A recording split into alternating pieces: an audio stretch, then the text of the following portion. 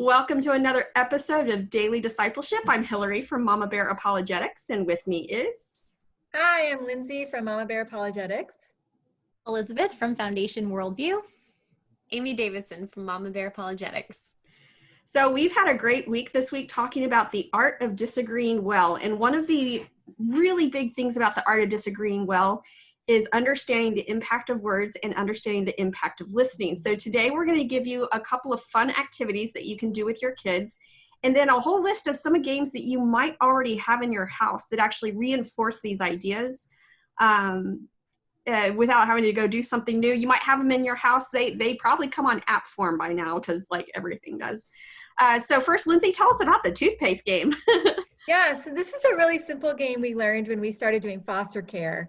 So all you need is a tube of toothpaste. We use the little ones because they're less expensive and we're not wasting too much, and a paper plate. And you gather your kids around in a circle and you give them each a tube of toothpaste and a paper plate. And you say, okay, we're going to have a race. And we're going to say, whoever empties the toothpaste first wins. And so they're all really excited and jazzed, and they try to empty their toothpaste as fast as they possibly can, right? Okay, so then you get a winner. And then you say, okay, now we're going to see who can put the toothpaste back in the tube the fastest.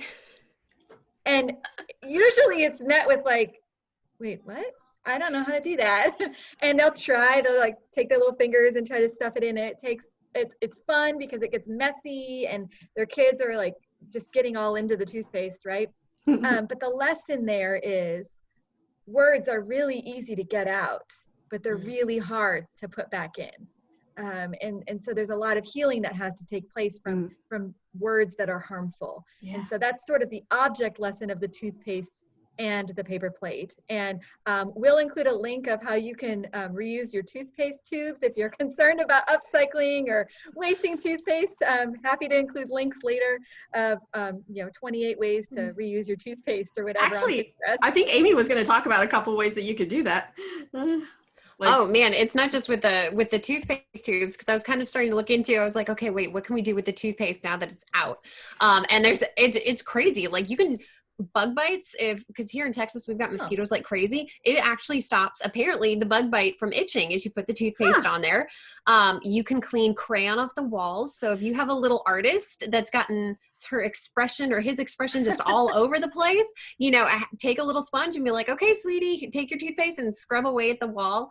Goggles, it apparently stops them from fogging. Yes, fun and fellowship. Let's help mommy clean up the wall that you messed up, And it's pretty fun. You can just look up cleaning your rings, ladies. If you want your ring cleaned and you trust your child enough, they can use some toothpaste to make that baby polish. So one thing I do want to point out, though, is a lot of toothpaste have hydrogen peroxide in them, which does bleach. So make sure they're wearing a t-shirt that you don't care about bleaching, or if there's a tablecloth in the area, you don't mind it getting messy. But either way, your kids are going to smell minty and delicious the rest of the day. So which is generally an improvement from what they smelled like before.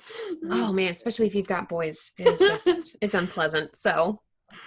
Yeah, and so there's a lot more games that you may already have in your house. And so some of the ones we talked about were, or Lindsay had said, just doing a simple show and tell. I mean, do they even do that in schools anymore, where someone says, this is something that's important to me? Or if you're like Lindsay and Jay, you teach your kids to do public speaking and they have to put together a PowerPoint, but your kids might not roll with that. But just talking about something that they like, and the role of the other kids is they have to ask questions about it. Mm-hmm. The next one is the game Catchphrase, where you've got that little disc and you're having to basically describe something without actually saying it. And so it's causing you to communicate well and for people to listen well. The game Taboo is the same thing. It's got a list of words that you can't say. Or I think one of the ones that I love is the game, there's some of them are called Headbands and some of them are called Heads Up. I think the app that's on the phone is called Heads Up. Yeah, where they put basically a word and you have to try to ask questions so that you can guess what word is on there. And again, all of this is communication skills of knowing how to ask questions and how to listen. So Yeah, and this is great because all week long we've been talking about, improving communication skills and teaching our kids to communicate well. And using games is a great way to make it fun and to have less pressure because, we do need to have those times where it's more serious and we think about those good questions we can ask others and we practice active listening. And these games are just great ways to have a good time and to laugh and to learn to listen and to think creatively to help us understand what someone else is trying to communicate. So this is a great way to kind of wrap up the week and have a lot of fun while we're learning to communicate well. Yeah. So those are ideas for our Fun and Fellowship Friday. We hope that every single day of the week has really helped you to understand how to integrate the art of disagreeing well by the art of asking questions and the art of listening into your child's daily schedule and into their routine and just kind of into their habits in general.